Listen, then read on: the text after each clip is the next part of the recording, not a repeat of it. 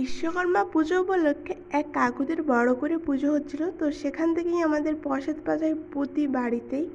এখানে রয়েছে মিহিদানা, সঙ্গে আছে চিঁড়ে। তো সবাই এখন নিয়ে নিচ্ছে, আমি, বাবা, মা, দি।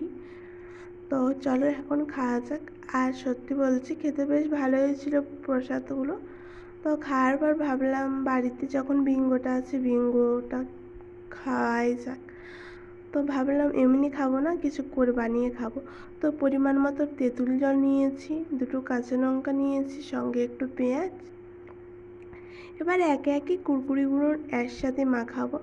আজ করছি কুরকুরি মাখা। আর সত্যি বলছি, খেতে কিন্তু বেশ ভালো হয়েছে, যদিও কমই করেছিলাম।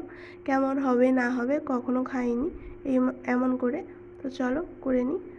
আর খেতেও বেশ ভালোই হয়েছিল। তোমরা কে কী খেয়েছো মাখা জিনিস, কুরকুরি মাখা, অবশ্যই কমেন্ট করে জানিও। আর ভিডিওটা কেমন লাগলো সেটাও জানিও। টাটা।